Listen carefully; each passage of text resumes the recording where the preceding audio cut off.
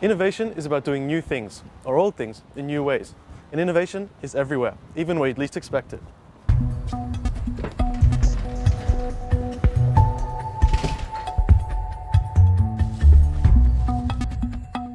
We've been enjoying olive oil for centuries, but this one is different. The producer, with help from EUREKA, was able to develop a new process for extracting the oil from the olives. The result is an olive oil with a rich flavor, it's elegant, and it's sweet. It also contains more of the antioxidants that help to prevent heart disease. The project that led to that innovation was a finalist in last year's EUREKA Innovation Awards. And here's the innovation of another finalist. The biometric chip in my ID card allows me to access e-government websites easily from wherever I am in the world. All I have to do is take my card and put it in this e-card reader. Rewarding successful innovations is just one of the ways in which EUREKA can help increase productivity and stimulate European growth. This year's award focuses on co-opetition, which is a perfect blend of international collaboration with a competitive spirit. There were 35 nominees, and a jury of international experts selected 3 finalists. Nominees had taken part in projects that started after the year 2004, generated revenues exceeding €200,000, and resulted in a product that has been commercialized internationally. The jury rated them on technological novelty and degree of innovation, economic success, and societal and environmental benefits. Now let's take a look at the 3 finalists.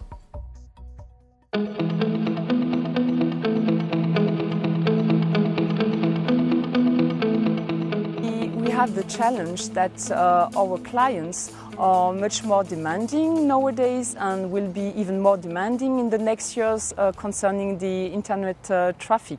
There are more and more users that are connected all over the world, but also the number of devices is increasing very much. In the past few years, we have seen a very large increase in the number of mobile devices getting connected to the internet with what we call 3G, 4G. We have seen a very high increase in terms of tablets also, all these new tablets which are also very, very nice to watch videos and watching more and more also TV on the tablets. These are the types of things that are very demanding in terms of bandwidth. To keep up with the demand, the capacity of the network has to be increased, but the cost of transporting the data must not be increased, because we all don't want to pay more for our flat rate at home, but we consume more and more data. And we expect the video streaming and video communications to be 2/3 of the data traffic by 2016. We need to prepare for that, and we need projects like 100 Gate, for example. Those results will be very useful for us to prepare our networks.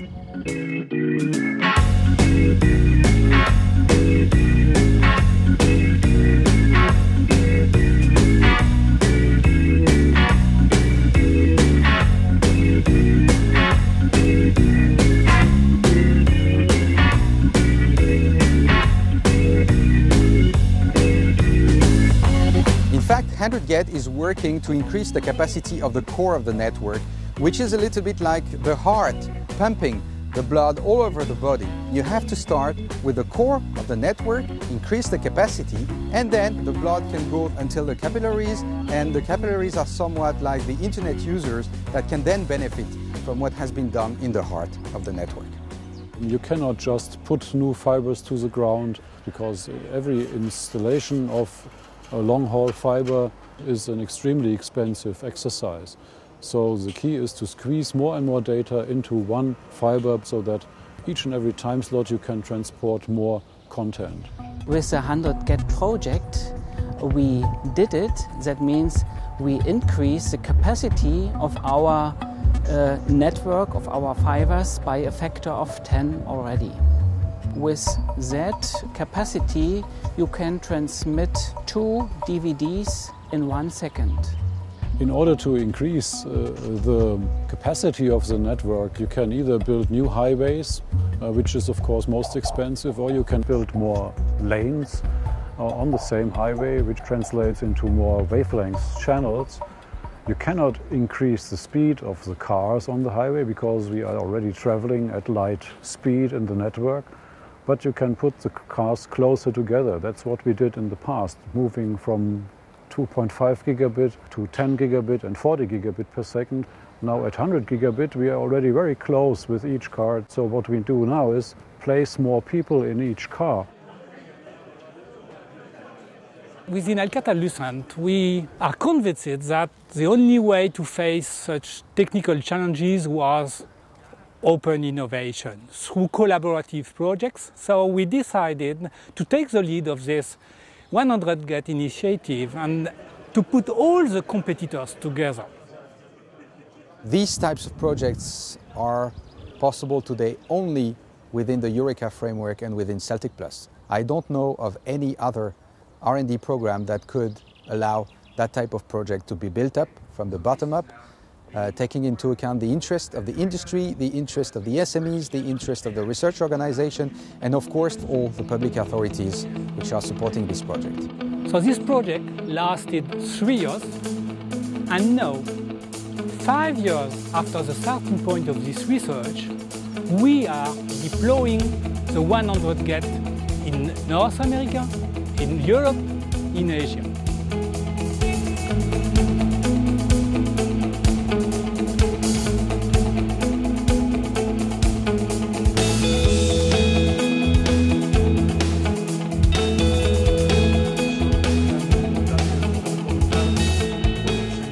El proyecto EUROENVIRON OMIM resultó después de 5 años de intenso trabajo en llamarse Sistema MIMO. El horno incinerador es capaz de tratar 30 contenedores como este de residuo en 1 hora y el sistema MIMO trata 300 contenedores en 1 hora. Es el único sistema alternativo a la incineración. Es un sistema completo y trata los 3 tipos de residuos sanitarios, que además es un sistema MDL de mecanismos de desarrollo limpio. There is a lot of research group that have found drugs in the water, in the public water, near the cities and the big hospital. And we found a report of the WHO that indicate that the presence of needles and sharps in the landfill provokes many cases of infection. 21 million of hepatitis B virus infection, 2 million hepatitis C infection, and 260,000 HIV infection. There is a real problem of health. There is a problem that we think that we can control. Every 3 days we pick up the residues from the hospitals and then we bring them here to our facilities. There are 3 main kinds of medical waste. The first and the most important one is the infectious waste, classified with the green container. And this residue is composed by blood, syringes, sharps, and other material coming from patient care. In the red container we have all drugs and material used to treat cancer by chemotherapy.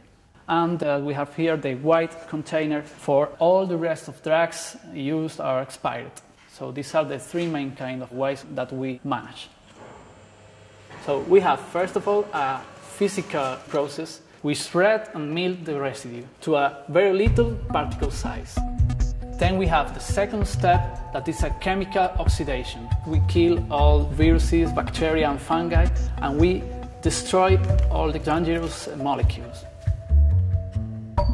The biggest challenge in the research phase was to choose the chemical to break down the drugs. The next trick was to transform this liquid to a solid form. So here we see the final result. It's completely dry and non-toxic, and we can bring it to the landfill. This is the most innovative aspect of this process. El tratamiento de los residuos ya es asequible para todos los países y en especial para los países en vías de desarrollo o en desarrollo. Today we are building a new plant in Morocco in Buscura, near to Casablanca, and we are going to install the MIMO system in this plant.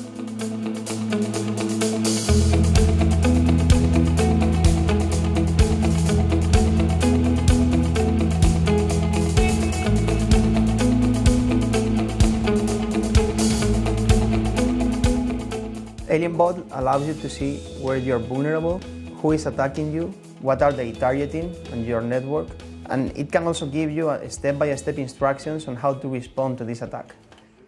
In the late 2003, everything started as a free product. We managed to have a lot of people using our free product, and then these people, they become opportunities for Alien Bot, people that are missing some functionality in Alien Bot, and that's why we decided to make a professional version.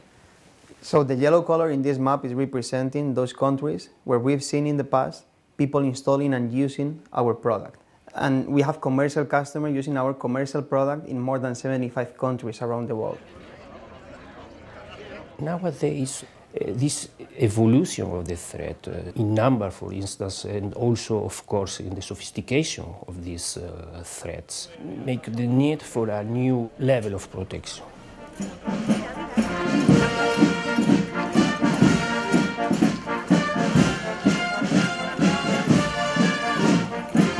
We studied different products, different tools, and we came to the conclusion that the cheapest one, and at the same time providing all the tools were needed, was Alien Vault. This dynamic tool allows us to anticipate any attack. Thanks to the experience that we gained when deploying this product in big customers and big corporations such as Telefónica, transportation such as Metro of Madrid, or even some government agencies or Spanish Army, we've been able to create a product that really helps small and medium companies that don't have that many resources when operating the product. Apart from creating this product in Alien Bot, we also like to be on the edge. We also have a research team that is really trying to understand all the problems that the customers are facing nowadays. This team is led by Jaime Blasco, and he has a big group of researchers working for him, just trying to see what's going on out there.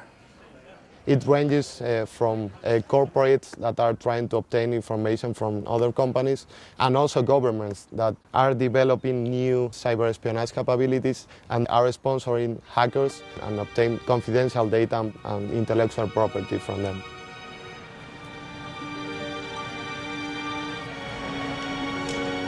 A la terminal 4 del aeropuerto de Madrid, puede sacar su tarjeta de embarque en los kioscos de autopista y la etiqueta de su equipaje. I think the problem right now is we have every single system and every single asset in the world connected to the internet, nuclear plants, power plants, transportation systems. If they are able to hack into one of those systems and they figure out how to perform real damage, it will be like a major event, and it will change the way we see the internet and technology right now.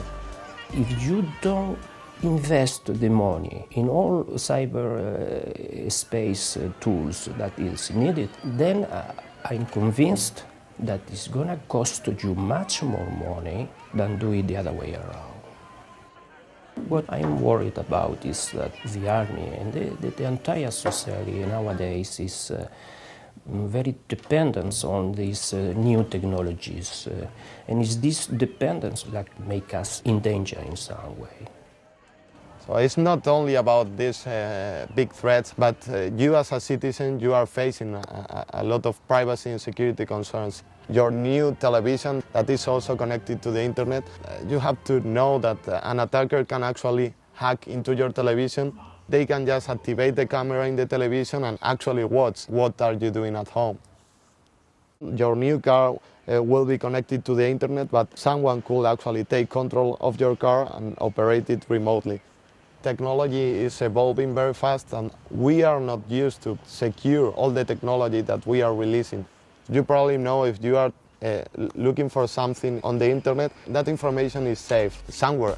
And they will get a lot of private information about what we do, who we talk to, and what we buy. So you have to think about how to protect yourself. So if you don't want to do something in the real world, don't do it on the internet, because right now it's the same place.